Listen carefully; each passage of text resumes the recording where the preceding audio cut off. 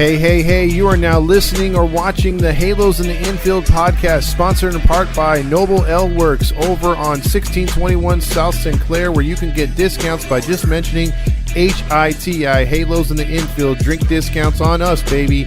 And also by 714 Tickets, 714 Tickets. The price you see is the price you get, and you also get 10% additionally off in the Apply Now code once you order your tickets just by mentioning HITI, Halos in the Infield. Now enjoy the show. Hey, good morning, everybody. Welcome into the Halos in the Infield daily podcast show, as we have two shows out today. There's one with Cup of Joe, which is on YouTube. You can watch that. He recorded that the other night. And the one that we're doing this morning for reasons unknown. We're just doing this because we're getting some content out there, and also just because I have some time to do it, and so does Rob. So there you go. And speaking of Rob, he's joining us. Good morning. How you doing? I'm good. It would be better if we were leaving this little homestand here, but see what happens. Yeah. It's been very disappointing, Rob, as you know, obviously coming off that loss against Baltimore. How do you think the boys did? First question, how do you think the boys did, in your opinion, versus a team that is, in some people's minds, World Series caliber already? It's tough. It's that Angels little streak that we have every year, right? Where we look good enough where we can compete with some of the best out there. But we have those little intangibles, Suarez, and all these little things here and there, lack of hitting in the runner scoring position area. Some games, but then other games, we're killing it. I was pretty impressed overall with them.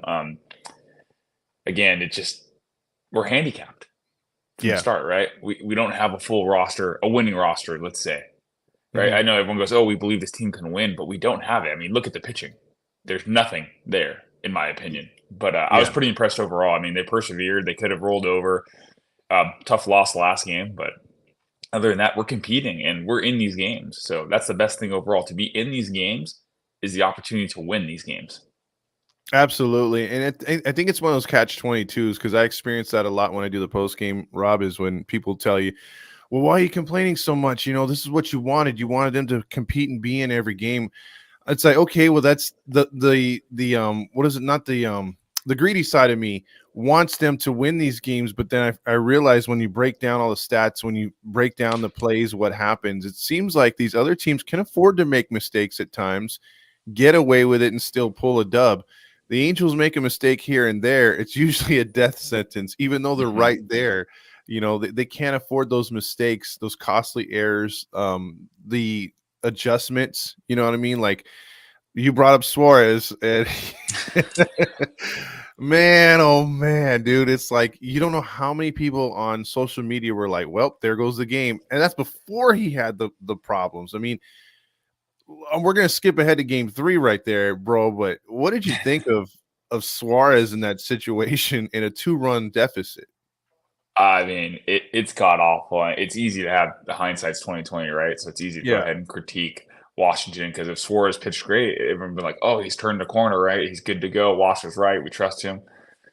But I mean, I'm a firm believer in I keep saying it all the time, there's certain pitchers on the staff that don't belong in Major League Baseball. And I don't want to bash Washington so much, but he said that, why is Ben Joyce not up here? I'm a big Ben Joyce fan because he can't locate his fastball. So you mean to tell me you'd rather have Jose Suarez up here instead of blowing these games? I'd rather have Ben Joyce pumping 100 miles per hour plus, confusing hitters a little bit. Hey, I got to be on this. I think you get more hitters to swing and miss with his pitches and all that stuff, because he's bringing it hard like that. Then he changes with the changeup or a slider, whatever he has working for him that day. It's an opportunity. Yes, he doesn't throw strikes as much like he should. He does struggle with command at times, but he's that factor that elevates the game and puts pressure on those hitters. And it's tough unless you have a super disciplined team who can see the ball great. But, I mean, for me, he's the guy that you pitch after Anderson. Yeah. Throwing 80s, high 80s, some touching 94 now here and there, but you need that little mix-up. We don't have that balance. You can't go from Anderson like that to Suarez, who doesn't have the swing and miss type stuff sometimes, who leaves those pitches out in front of the plate. Yeah, I like it. Sorry, go ahead. Sorry, I thought you were saying. Go ahead. No, I get it. You got to use your whole roster. Understand, but your starting pitcher kept you in the game, competing. This happened the very first game with Reed Detmers. Didn't have his best stuff, but he kept you in the game to compete. I mean, what more do you want from these guys? Pretty much, if I'm the starter pitcher right now and I'm at the end of my contract year, I'm looking elsewhere. Where am I going? Yeah.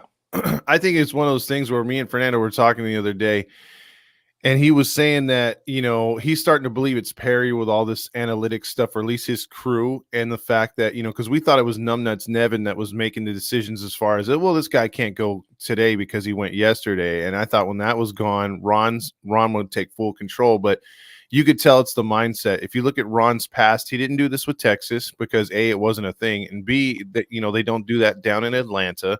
So it was one of these things. Now it's an Angels organization type thing where they coddle these pitchers.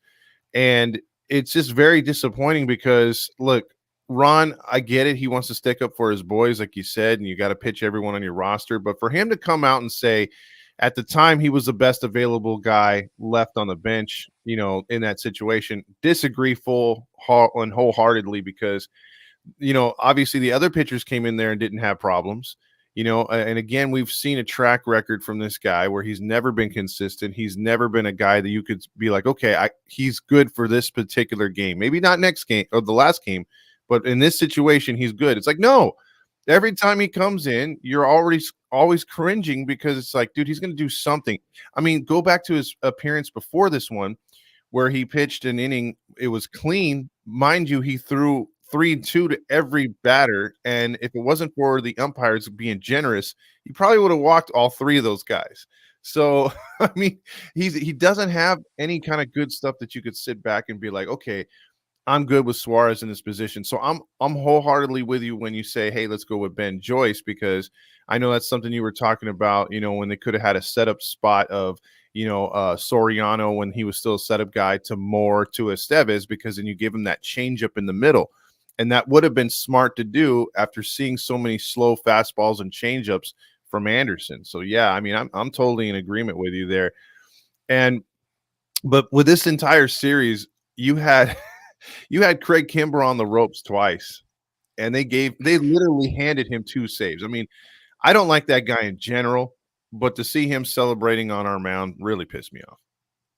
Yeah, I mean, he's not blowing anybody away. He's throwing 94 miles per hour as well, and he's a closer. And game one, I'm sure we'll talk. Mike Trout, let's talk about that. You talked about in post game. You have to swing. He is judging what he thinks of balls and strikes. No, put the ball in play and let good things happen. What happened game 2? All of a sudden, the ball gets put in play, right? We're 5 for 10 with runners in score position. There's a couple of the ones may have been errors, right? May have been errors, but they let it go, called them hits, but the ball got put in play. Correct. You make them make a play. Not only do you got to make the stop, you got to make the throw across the diamond as well too. Trout, you're fast. You have speed all around. And then I would like to see, I know Washington doesn't want to do this, show up his players so much. Call time one time. I haven't seen a third base coach call time or somebody call time, talk to the hitter, settle him down. Trout was rattled. He was amped. He wanted to go ahead and win that game, but you're arguing balls and strikes instead. Dude, swing the effing bat. You're one of the best players to ever play this game. Generational talent by far. Is your weakness the fastball still? We talked about what I think he should do with his hands. He does it well with the leadoff role because he's not trying to hit home runs. He's not trying to drive in those runners, right? He's trying to get on base. His swing changes into a Tony Gwynn type swing, which we need. And I would wish Trout would go watch those old videos of Derek Jeter. And what did Derek Jeter do? Derek Jeter looked for fastball to drive to second base into the right center gap. Why? Because if it was a breaking ball and he was early on it, he'd be pulling it to left field. If it threw a little bit harder, he was hitting it to right field. He hit all fields and all that stuff. If his timing wasn't perfect, that's what he did. That's what his success was. Take that model from your favorite player that you idoled growing up and put it to your game today because you have that talent to do it. It drives me insane right now. Absolutely. And it's tough because he's a guy that can spray, like you said, the field all over. And you just look at like his at bats where he's been struggling or that he fouls the balls into the right field stands or first base side stands, and they were all up in that strike zone where he looked at all 3 up.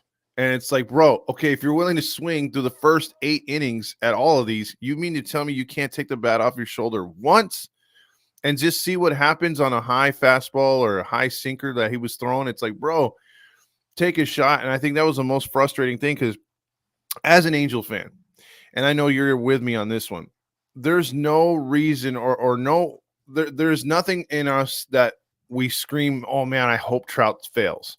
Oh man, I hope he looks bad in the clutch. Oh man, I hope he never gets it going. I like talking trash about the greatest angel of all time. And I think that sucks because a lot of times you're blamed like that. We're blamed like that because they think we're hating. It's like, no, we want this dude to succeed. We want him to come through the clutch. You think we like the fact he's got 10 homers and 14 RBIs? I think it is, or something like that. We want him to have 10 home runs and like 26 RBIs. You know, we want him to be hitting the ball, like you said, to right field, moving guys over because the stolen bases are there. The defense has been there. You know, the home runs are there, but he's just not getting the situational hitting, the runners in scoring position with a team already bad in that category. He's got to be the leader to turn it around. Yeah. But who's holding him accountable? Yeah, exactly. That's the thing. No one's had the balls to do it. I mean, this is what I love about Torrey Hunter. What happened when Pujols wasn't doing things right? He held him accountable. We talk about it all the time on this network, right? Moustakas needs to come back. Oh yeah, we need something like that to hold somebody accountable and tell them, hey, gut check. Hey, like what the hell? I was kind of pumped up at first. Remember that story broke where Hicks supposedly checked Trout and they came out and said it wasn't true. I was like, I kind of like that. I'm not gonna lie, because when you're Mike Trout and one of the best players, you're walking on cloud nine all times. It's good to be brought back down to reality here and there. Yeah, exactly. I mean, he needs to be humbled in a bit, you know. So it's something that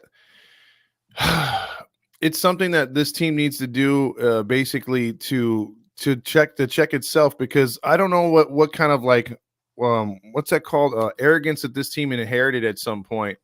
But things can't just come to you because you're wearing the Angels or because you're Mike Trout or stuff like that. He's gone through some issues and he's got to be held accountable. So, you know, the Hicks thing could have been something good, but I mean, if Ron's getting to him too, hopefully we'll see some adjustments, because so far right now, the pitching in itself is been so much better. You know, like the pitching has been so much better than we expected so far. There's been a few hiccups, like we brought up Suarez and stuff like that, but the team itself has been doing a good job pitching, and we've been in every game, like you said. The hitting is what's been the problem. You know, we've done those 1-for-9s, 1-for-10s, leaving 7 to 10 guys on. I mean, the other night we struck out 16 times, and because the pitching outside of Suarez kept us in the game, and we had a little bit of home run rallies, I mean, we only lost that game by 1 run, you know? And so it's like, if you can cut, I mean, you're not going to be perfect. You're going to have some mistakes and you're going to have some issues at times, but if they can clean up the runners in scoring position and look and keep the strikeouts under 10, you know, I think it's a recipe for success. And do you see that happening with these group of guys moving forward through the rest of the season, to where at least, you know, they may not be winning all the time, but the offense will be much more legit? Yeah, I think there's a little mending to need to be done to the lineup itself. Personally, I mean, I'm a big Mickey Moniak fan, and I don't think he's cutting it right now. So I think it is time to send him down to AAA a little bit, or do something to change it up. Let Adele play. Adele's killing the ball right now, and how you not have a hot bat in there at all times. With the little adjustments here and there in the lineups in itself and switching guys around, I do think these guys can compete. I mean, I want to honk the Halo honk, but I kind of see Ohapi, right? Ohapi's tearing it up right now. Yeah. That's our guy. Neto, if Neto continues to turn this corner, if they keep working with him, that he can move up in lineup too. I mean, we need to make minor moves to help us out, and mainly the moves in the bullpen in itself. But sustainable wise, I don't think sustainable all year long. You're going to put a lot of pressure on that starting pitching to go extended, because Reed Detmers, I felt like he should have been taken out a little bit earlier, but it was the beginning of the first game of the series. You have no one to go to. You can blow your bullpen early, and then you still got 2 more games. Plus, you have Minnesota coming to town. So currently, it's not sustainable, and then our minor league system is trash as itself too. Not to say the players down there are, but our depth is awful. And every time we make a transaction or move, we lose a guy, right? We lost Soto back to who? Boston took him again? Somebody took Soto again. Or Atlanta. Yes. Yeah, there you go, Atlanta, yeah. So it's it's tough, right? It's tough to be an Angels fan right now because this is what you have. This is the product on the field, and if an injury happens or a slump like a Drury slump is going on right now, because he's also injured as well. I mean, it's gonna be a long season for us like this, but it's everyone else is failing around us. We're in it still. Yeah, I mean, it's hard to believe it. You're off to a 10-15 start and you're still right there. A couple winning streak. Let's just say they sweep the Twins, you're going to pick up at least a game, maybe even two, the way the West is playing. So, I mean, it's not a bad thing right now, but it's at some point the West is going to wake up. I don't know what's going to spark it. I don't know who's going to take off. I mean, my bet would be on Texas, but right now, I mean, as a team, this team still needs, a lot of redefining roles need to be put in place, or at least people need to fall into these roles. Because I mean, like, look, I had some people hit us up saying, "Oh, David Fletcher's a free agent." It's like, I don't know if we want to go back that route again. You brought up Moustakas, who again would have been great.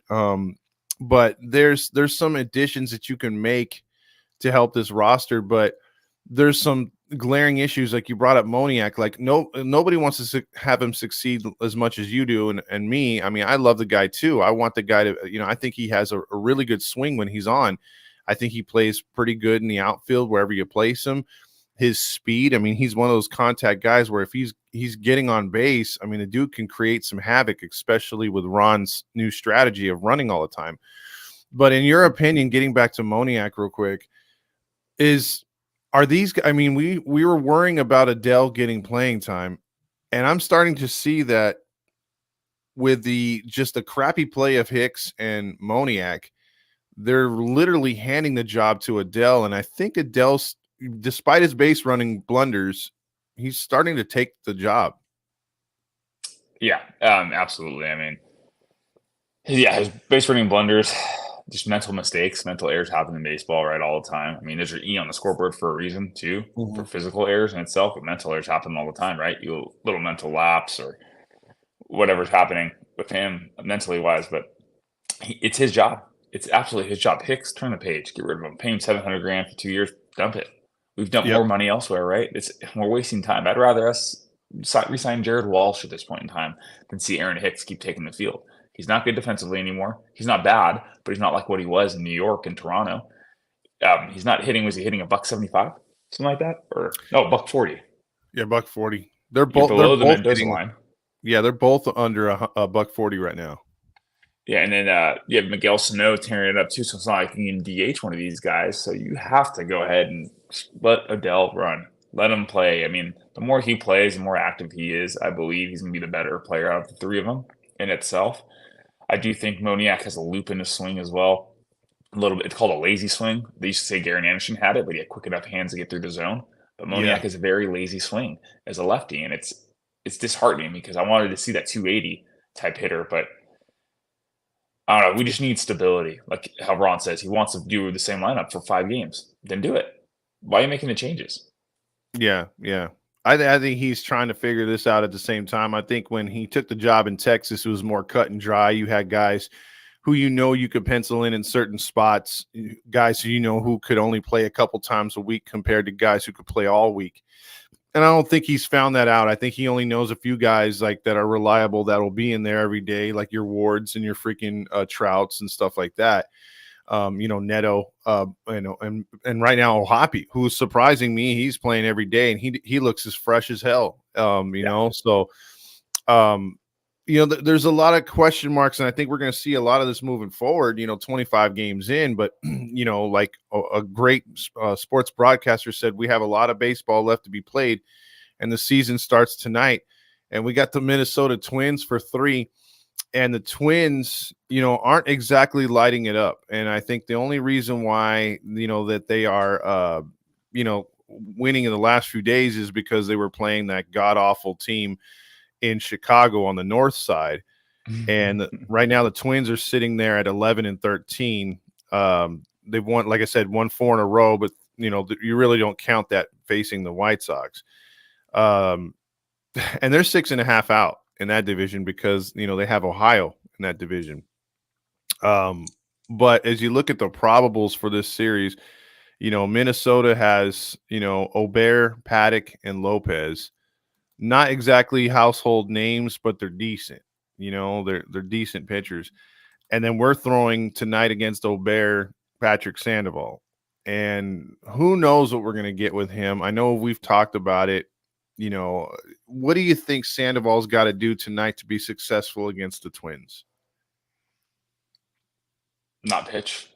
I want to have faith in the guy. It's tough. I mean, he's struggling. Just hit your spots. Go Greg Maddux. Don't try to overpower guys. Just throw to the spot. You have a good, decent breaking ball enough. I mean, you have to locate it up in the zone a little bit for a strike because if you keep throwing the dirt, it's no longer a throwaway pitch, right? You're not going to get guys to swing and miss. Mm-hmm. But I don't know. Get through 5 innings. Get through 5 innings, get 4 runs or less, and then hand it over to the bullpen. That's the best case scenario, I think, for Sandoval. Of course, I want to see him do great, but I hope he rely on his two-seam fastball a lot more. He's kind of gone away from that. I remember when he first started out here as a middle relief guy, long relief guy, that two-seam fastball was a good pitch for him. He had some nice little life to that ball, and since then, I see his four-seam just flat. It's absolutely flat. Yeah, and we brought it up a bunch of times that he's been in and out of the zone too much. Like he plays around the strike zone. I'm hoping that he's more aggressive. I know Ron's been really pushing that to stay in the strike zone and get that first pitch strike. I think Ron wants something at a 70% clip first pitch strike, and Angels currently are at about a 44%. So he wants to raise that, obviously. And I think the key for me is Patrick's just got to have throw it 20 or less per inning. If he could do that, I think he'll be fine. If he can keep it to within 13 to 15 pitches, he should be able to get to where you were talking about 5 or 6 innings. Because otherwise, I mean, we've said it since he's been here in Anaheim. He's got the stuff. He's just not consistent, and maybe he doesn't have the headspace for it. Like he doesn't have that like killer instinct. But these are the starts that he needs. He had a nice one in Miami. Didn't pitch all that bad over there. I think was it Cincinnati was his last start. Yeah. So he's really got to pitch much better here against the Twins and handle a lineup that's really not all that good. I mean, it was a catcher batting 67.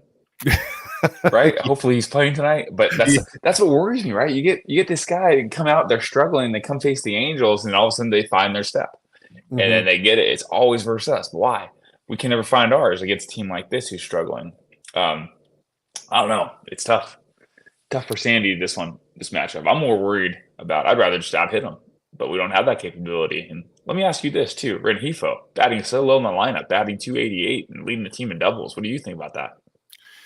I love the fact that he's hitting doubles because it may be infectious for the rest of the team, but I don't know if he's not geared enough to be in that number 2 spot because I don't like the experiment with because my thing was like and Angel's grandma checked in with the Joe Odell. She hopes he does good. She's a big fan of his. I was hoping that they'd find a leadoff hitter and whether it was Rengifo or somebody else with Shonawell and then bat Adele 2 and then go Trout 3, Ward 4. Now they got Trout number 1. It's like, I don't like that. I would like to see Adele higher in the lineup. I think he can succeed up there. I mean, we were getting absolutely nothing, from the top of that order for the first like 10 or 12 games. And that's why they started making the changes. But I think Adele's been hitting to more contact. He's been more patient at the plate. And then as far as Renifo's been the same. And it seems like he's not trying to do what he was trying to do 2 years ago, which was hit home runs. He had a really good end of the season last year before he got hurt. And I do like him more in a leadoff spot or a number 2 spot to set up a Trout or a Ward. Yeah, absolutely. I mean, I think Adele's he's doing what I want Trout to do, taking the ball the other way, looking for that fastball to drive in the right center. I mean, that's whoever's working with Odell's doing a great job. He's always had this, right? He's always had the capability to do this. This is why he's one of the top prospects going up. This is why he was drafted so high. We never gave this guy a fighting chance. Now you actually have a manager who knows how to manage his situation and make him better. So I love that in itself. But I like to see, I don't know about you, I'd like to see Rengifo up in the lineup a little bit more. I don't like him batting near the bottom. I get it jump starts the lineup and everything at the bottom half of it, but I mean, I'd rather see Ohapi down there a little bit more. I think they're trying to do that to jumpstart Neto. I think that's the only reason why you're also seeing, like you said, Ohapi down there, because Ohapi is a guy that at some point you'd want around 5, and the way Drury's hitting, when he does come back fully, I would play him down till he gets his numbers back up, like I would have him around where you have Adele right now, where it's at 7 or 8 even, right before Neto. And maybe he'll give you a pleasant surprise home run at that 8th spot when you're not expecting it, or he'll double or get something going. Because there's some players like that. Like right now, you have half of them that are good. Like the other night, you had the 6 through 9 hitters, like was it 8 for 14, but then the next night they're like 1 for 12 or 1 for 13. And the top of the order is killing it. We just haven't had that. We've had it a couple nights, and obviously we went 2-0 on very balanced attacks where you had at least every guy get on with at least a hit or a walk. And I understand that's not going to happen every night. You're going to have guys go 0 for 4, but if you're at least getting 6 out of the 9 with pretty decent production, you should win ball games. You should put up a crooked number instead of, scoring 2 runs or less. And I think right now, like you said, we have hitters like Moniak, like Drury. Neto's finally starting to get out of it a little bit. That just aren't hitting. Shonawell's starting to show promise, but it's just been a slow start in a month where honestly we needed a fast start with a schedule. Yeah, I mean, it's one of the toughest schedules. It has to be, if not the toughest currently in baseball, right? The month that we're going through currently and everything. And we knew that. And hopefully there's light at the end of the tunnel, because our division's playing like crap. And of course, this is the one year we don't play them in the beginning where they're struggling, right? Yeah. But it's a lot of guys are picking it up here and there. It would have been nice to see a little more depth in the minor leagues and everything. I know it's early. People go, you don't pull guys up, but then look at our situation with Rendon. We had to pull up, what's his name again? Sorry, I don't even know how to say his name. I kill his name every time. Have you heard of him before this year? No. To be honest with you, I knew there was a few players that had went through the minors pretty fast, but to say for instance, like Baltimore, you look at Norfolk, AAA Norfolk, and you could see all the guys that are just knocking on the door, ready to come up, and you hear of guys from Pittsburgh. You don't hear of anybody from Rocket City or Utah, like where everyone's like, oh man, these guys are going to be, the next best thing. I mean, literally the guys we saw in spring training are the only guys we know. If you look up the stats compared Norfolk and the other teams from Altoona or whatever for Pittsburgh compared to our minor league system, I mean, we're happy a dude's batting like 300. We're like, oh my God, but they've got guys that are batting like 400, got 10 home runs already. They blow our boys away. Yeah, it's like you said, they're household names in the AAA. You knew Jackson Holiday was coming up, ready to go, right? You can almost name majority of these guys have guys waiting in the wings. You can name the Dodgers. I hate to say the Dodgers have one of the best too, right? Them in Tampa. You can name top to bottom the double and AAA guys who are waiting to come in. It's disheartening to see, and I felt like our plan wasn't beyond the actual 25-man roster. Yeah, that's it. I mean, you had the 40-man. I understand that, but there was no plan to fill in here, fill in there. It's kind of clueless for this team, and to expect them to win games like this, series like this against Baltimore, and then go compete against Minnesota, it's going to be tough, because even Minnesota, struggling as they are now, they have guys that are good to go. I believe if Royce Lewis wasn't hurt as well, too, you'd be talking a different Minnesota team here. Well, and the other guy too, who is like, I guess their Joe Adele is Buxton, right? Well, Buxton's way better, right? I mean, he's kind of established, isn't he? No, well, established in a way that he's got the talent, but he's like so he's like their Adele / Rendon, where he just can't stay on the field. You know, when they have him on the field, they're a much different team. Absolutely. They just I don't know what it is. He can't stay healthy, and that's a guy that if he's on the field, he makes them tremendously better. And I think he's hurt again, isn't he? Right now, he's not really playing Byron Buxton. I think he was hurt the last series. Yeah, so I mean, like, I don't know. So I mean, this series here with the Twins, I think is you gotta.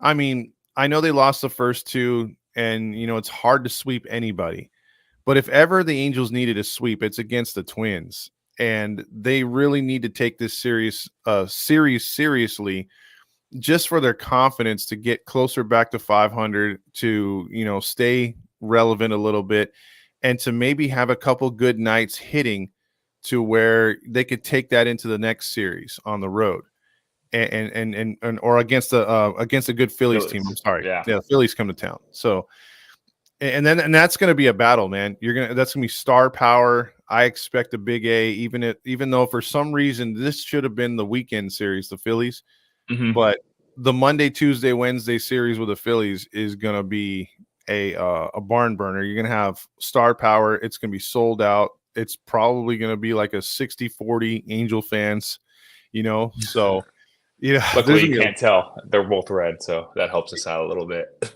Well, I mean, you might see a lot of old school burgundy, but true. Yeah, but I that Phillies series is going to be fun, I think, because even absolutely. Even with Numbnuts Nevin, they played him pretty tough in Philly. I think it was last year or the year before. It's a good assessment to see where we're at overall, right? To see how we're competing with some of the best. I mean, just got the Baltimore series. You can go toe to toe with them, and now even the Reds too. The Reds, I know they swept us, but I wouldn't say besides the first game, they didn't really blow us away.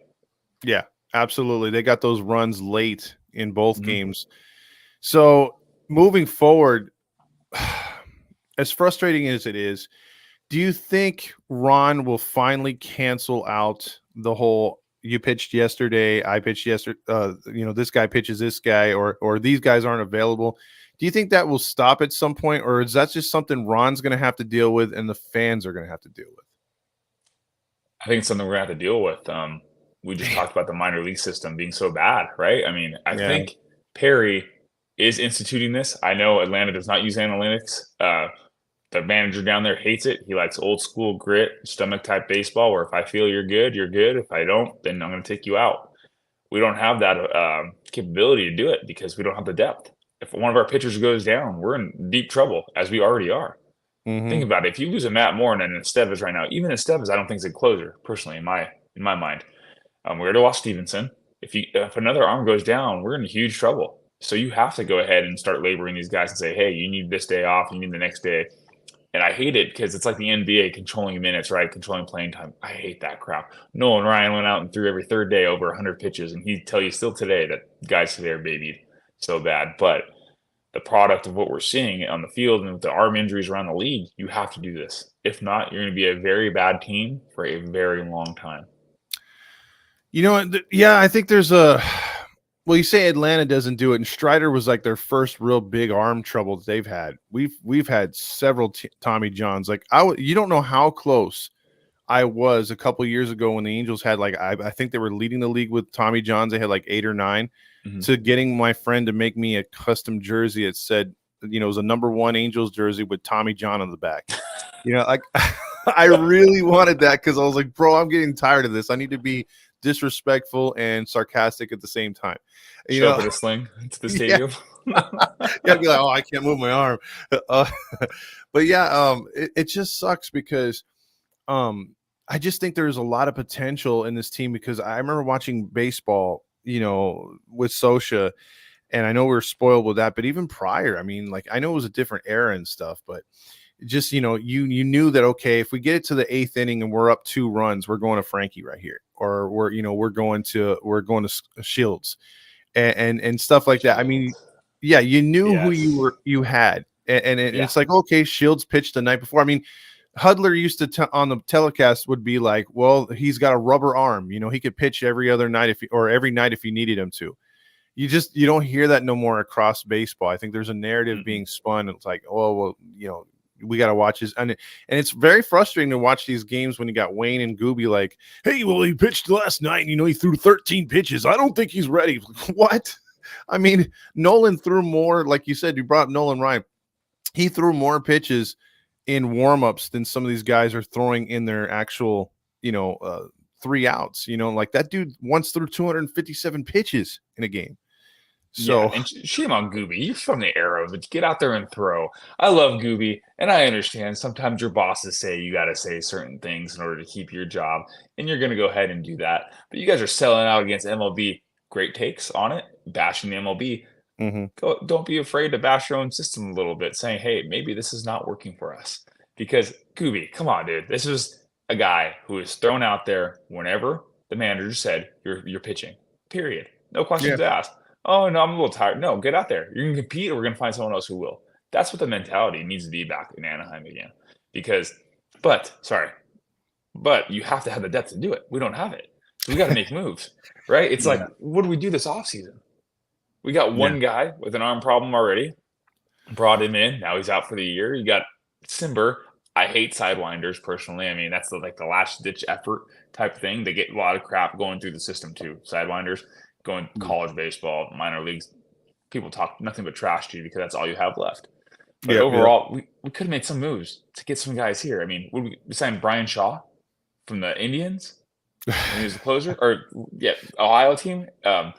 We're going that far, but we had Brad Hand available this year. You had a whole bunch of relievers available. We refused to spend money, but you're going to be okay spending $40 million a year on Ohtani. But anyways, that's off topic overall. But it's just, I need grit. We need grit back, and I thought Washington was going to bring that, but he's being handicapped as well by Artie and or Perry.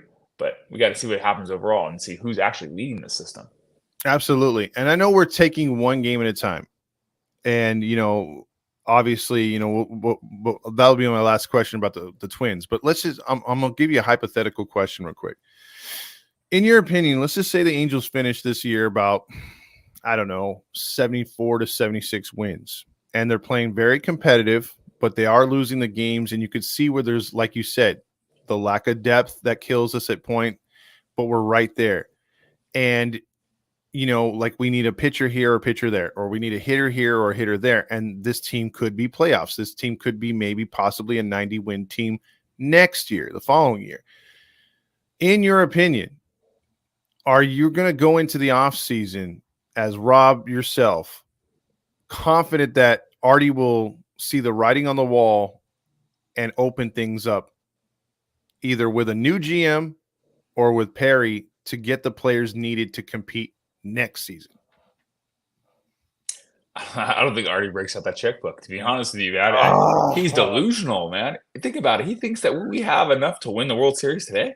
I need you to talk me into this. I'm talking out of this. Might as well run for president at this point in time. He wouldn't do any worse, wouldn't do any better, wouldn't do any worse. He's the exact same. He's sleeping on this team, thinking that what we have is good enough. One of the worst minor league systems, one of the worst training staffs, one of the worst medical staffs. What do you want from this team to succeed? You give them nothing, literally nothing, and you expect them to win. How? You're lucky that Mike Trout's so loyal and he wants to stay with one team. If not, he'd be gone if he's any other player. Saying, hey, this isn't for me, respectfully, because you don't even know what you're doing here. I'm trying to win. My clock's ticking. The hourglass is almost out of sand, so I got to do something for myself in order to win for my legacy, if people think that way. But Trout's like, no, let's win it here. But what are you doing to win it here? You can't say, okay, let's say, is Sandoval gone, or are we still under control for one more year? Suarez is gone? Suarez is gone. I think Sandy might be up there too, because what do you do with him? Anderson has one more year left? After this year, yeah.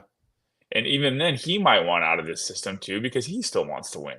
So you lose 3 pitchers, let's say, per se, including your bullpen too, because you're going to lose Matt Moore, 1-year deal again. Estevez, his deal's up again. You're going to have to replace a minimum of 5 guys. You can't go to the minor league system to do it because you don't have it. What do? You have to break open that checkbook. No, we're going to get rental players. We're going to get those guys on the last leg, looking for 1 year to see if they can prove themselves. They're going to be a trade piece at the deadline later on, and we're going to try to rebuild from there. But then we're going to trade it all away back again the next year. I was hoping that you would give me a comment so I could react like Jim Carrey, where I'd be like, so you're telling me there's a chance? There's a chance for last place. Well, I know. I mean, when you put it that way, I mean, either way, they're going to have to figure out, okay, do we go with Matt Moore again? Like again, do we go with these same guys who got us here, or were they pitching just for a contract? I mean, you got to make all those tough decisions because they are all on those 1-year options or 1 year, they're out of options, all that stuff. I mean, it's very tough, like going in. That's why. And then it was wishful thinking on that question. Let's just put it to you that way, Rob, because again, like you have a manager that gets only a 2-year contract, and then you got a GM that only gets, he's on his last year, so you don't even know if he's coming back. And does he really like Ron? And the new GM, is he really going to like Ron, extend him? Because I think we all think Ron's a lifer if given the opportunity. And man, it's just every year you think, okay, they're going to eliminate these questions at the end of the year and be more on point with a plan. It seems like, again, we're going to go into next year with zero plan. And this could be a pleasant surprise to where all we need is a tune-up for the following season and a couple stars here and there. It doesn't maybe need all that much. Maybe these rooks come through. Maybe the young kids play good enough to show you, hey, we're ready for the next year, So that is tough, man. And when you put it to me like that, it's sort of a slap in the face. So I don't appreciate that, Rob. Good morning, by the way. but no, it was a great answer. It's a great answer. Think about this real quick too. I mean, how frustrated are you going to make these young guys, the O'Hoppies, the Netos, Moniak or Odell too? I mean, think about Odell. We really crapped on him, and he's succeeding now.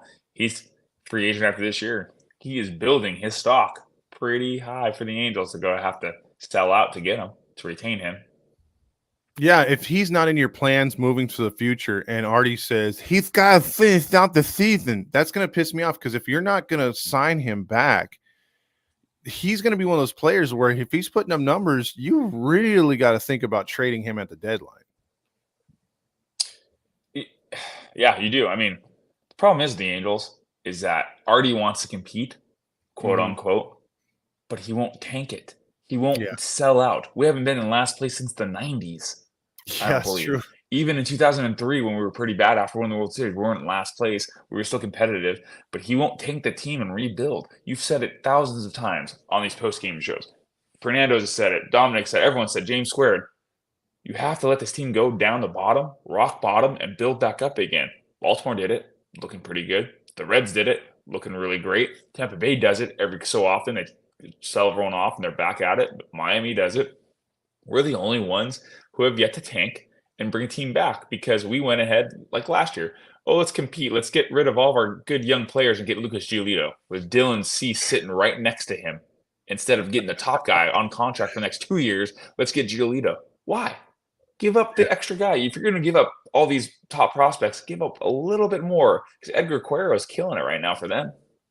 I haven't even looked at his stats because I don't want to piss myself off, So don't do it. Don't do it. It's sad. It's like the product that we're getting back on it, and it all leads back to the ownership. You got to. It's perfected system, right? Mm-hmm. The art of underachieving and not fully tanking is the Angels' motto. That's all we do. We underachieve. We don't tank. Just tank it. We could have had a great team the past 2 years if we would have tanked it early with Ohtani and Trout still healthy, and not signing Rendon, hopefully. Because then that's the other thing too. If you tanked it and brought all these young guys, there is no need to sign these big name guys like Rendon and all these other guys, these big contracts. You'd have capital, but we don't have it. And think about this too, Rob.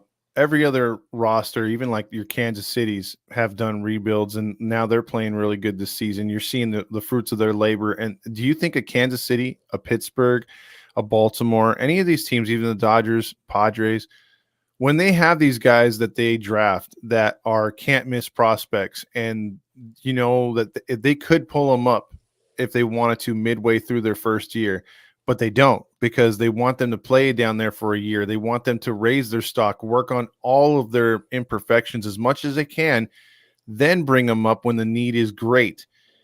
The Angels under Perry, I've never seen prospects run through the minors so fast.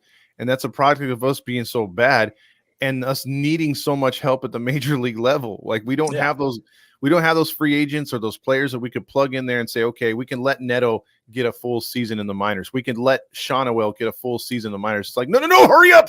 It's like, you can't even call them prospects. That's how bad it is. Yeah, exactly. Because they're throwing through that system so quick. They're not even prospects itself. And here's one thing that I don't know if we've talked about overall that we don't do. When someone's drafted, and I hate to say this again, by the Dodgers, immediately they're given an iPad. They're given an iPad to work on the stuff. Here's what you want. Here's your film. Here's this. They're also in that iPad given a nutrition plan.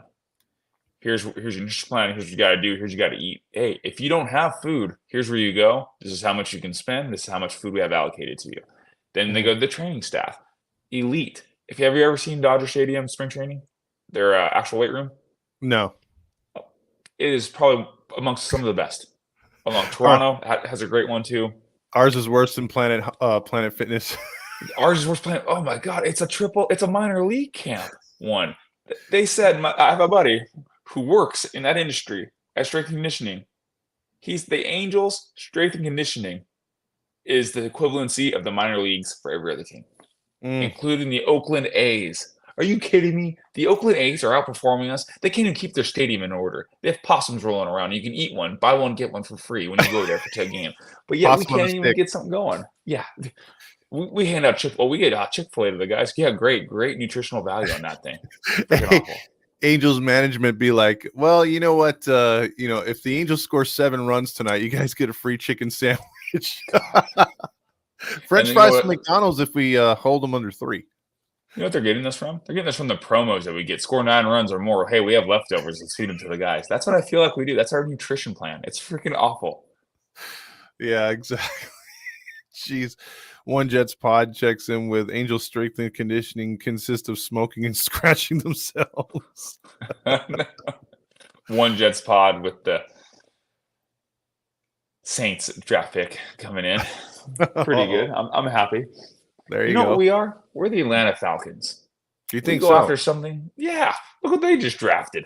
They drafted a quarterback after signing a quarterback to big money. There's no game plan there. What was the set plan? We don't go after our general needs. They needed pitchers players. Did we draft? 20. That 1 year. 20. How many there are in the major league or in AAA? Geez, I think it's whittled down to about 6. They've cut guys have retired, so that didn't work out. No, it's what's the freaking plan here overall? But anyway, that's my rant on that thing. It's early in the morning, guys. I'm sorry. I'm just over here ranting away. By the way, since you brought up the Falcons real quick, Penix was a guy that's supposed to go in the late 1st round, if not the 2nd round. He went number 8, dude. Yeah, I mean, I thought the only team who was going to be dumb enough to take him were the Raiders. Sorry, Raider fans. I was like, the guy didn't really fit the system there. But, well, the Raiders pick wasn't good either. They clearly need a quarterback, and they're all tight end. Brock Bowers. Yeah, he's a good tight end. But every time Randy comments, the One Jets, man, the freaking Jets, man. They did it right, man. They did it right. They broke it down. They rebuilt it. They got Angels, take that system. Rebuild with young guys, break it down, get those veterans in to help you win. And that's what we need to do. Who's still free agents out there? I think Brandon Belt's still a free agent. We talk about Zach Greinke. Everyone's throwing that around. We need somebody to come in and fill these roles for us. Yeah, if we got to go wily veterans, let's do it. Let's do it the right way. Let's not get the shitty ones. Yeah, let's not get ones who are hoping to come back at some point in time and make a AAA team. Exactly. So, final question before Roger needs to tell us what time the season starts. We got a lot of baseball left to be played, and the season starts tonight. So, with that being said, what is your prediction for this Minnesota Twins series? I'm gonna go with my inner honk and go Rally Chris special 2 out of 3. Oh, I think Pablo Lopez gets this. You think Pablo Lopez gets this? Okay. I'm gonna go deep into my honk, and I'm gonna say we sweep. No, you can't sweep.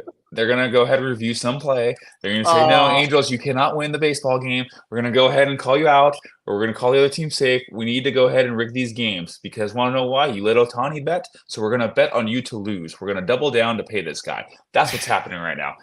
I'm firm believer the Dodgers and the MLB are in cahoots to betting against us. Ohtani, what is the money line tonight? And we will bet that way. Yeah. He's like, I don't talk English. I mean, I do. Plus 125 on the Twins. God. Jack says Sandy gets the win tonight. I'm hoping I'll be there tonight. So let's see what happens. Bauer. I see that right there. Yeah. Bauer would be nice. He's blackballed from baseball. I get it. Yeah, he is. I get it. They all take a stand together. Owners are tight, thick as thieves. NFL the same way. Yeah. He's arrogant, but he comes out innocent every single time. If he just shut his mouth, You know the little tape? Have you seen that tape? They say to help you sleep so you don't snore. Put it over your mouth. He needs that full time. He So does. He can't talk. I'll say one thing. Whenever you mix politics with sports, it's never a good thing, right? Mm-mm. And I would have to say, if you're going to pick which side is the majority in sports, it'd probably be Democrats. So again, you want to keep as down the middle as possible. And there's certain narratives by both sides that they push. So I'm not taking a side, but just think about this. Bauer's already speaking too much, like you said, online. He's already, he should have just shut up.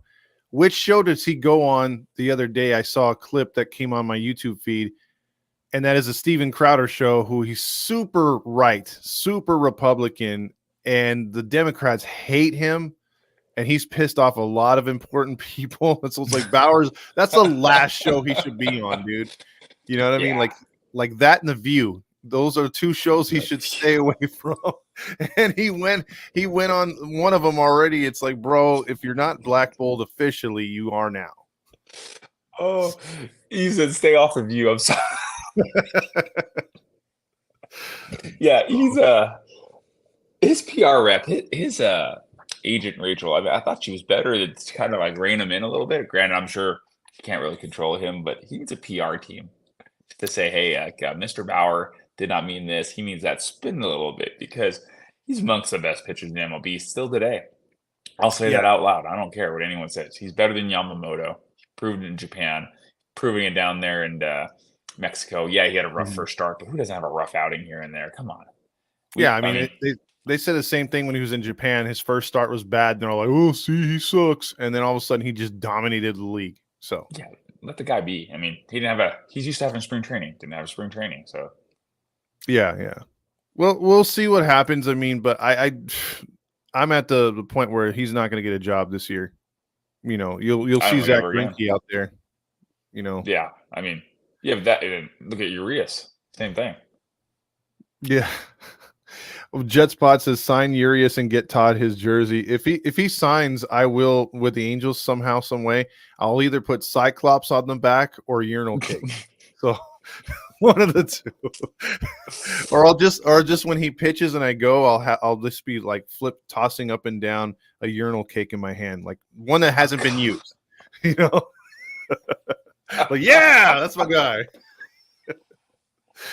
but yeah, man, it's I don't know, this series, man, it has me going, has me on the edge right here. This is not a make it or break it. I don't want to say it's so early, but it's a rough road after this still to go. I mean, the Phillies in itself, and you're traveling. You're back on the road again, and Major League Baseball hates us, or whoever did the scheduling this year really hates us and just puts us behind the eight ball. We're not a top-tier team anymore, so people can care less when the Angels play. That's why the Philly game's on a Monday.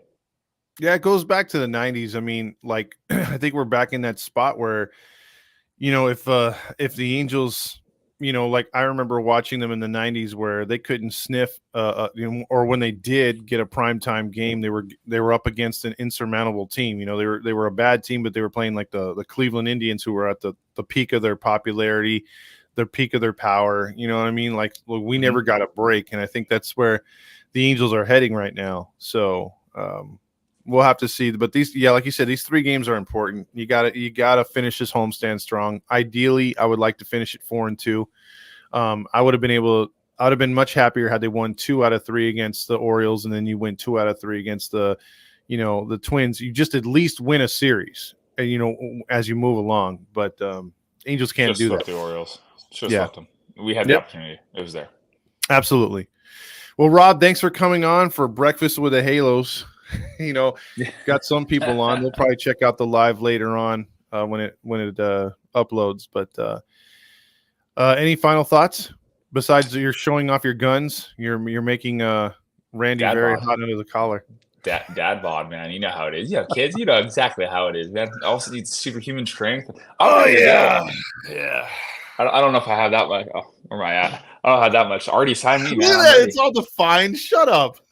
2 Tommy Johns, man. I'm ready to go. I fit right in. With this baseball team. 2 Tommy Johns, I can play still. I can throw about 80. Why aren't you playing with us then? You should be out there filling in for Suarez. Ron should be like, he's our best righty out of the pen. Yeah, I can give up 4 runs in an inning. I can do it. I'll try. I'll try really hard at that one there. Good. We could rip Rob on the post game show. Hey, yeah, good. By the way, how do we get a game with Todd in? Like, how does that work? Is it like a raffle, or do we bid on it? What do you mean? I don't know. The fans, man. How do we get a game with Todd? Like, how do we get a game to go see it with Todd? And could we get Fernando or Dominic to come in and everything, or and James Squared? How does that work, guys? I don't know. I mean, maybe we should do some sort of contest with that. Whether it's I'll like start the bidding. I mean, it'll be $5. I got like $5. Yeah, I got $5 for wallet. It's cool. I'll go $5.25. I'll put you in the 600 level. Blind date section. That would be cool. I mean, like watch a game with me and deal with my obnoxious comments for 3 hours or 2 hours. See if you get kicked out of the stadium. Yeah, exactly. I don't know. We'll figure that out, dude. That's a good idea. Especially getting Fernando down, that'd be pretty cool because he's probably only going to be able to attend 1 or 2 more games this year because being in Texas, it's hard to come out west. So why would you want to with this team currently? Yes, exactly. That's commitment, though. If he does, it is. Yeah. All right, Rob. So for Todd Fox and Rob from the Heedy Network, we bid you guys farewell. And we'll talk to you after the game tonight. See you, Rob. See you guys.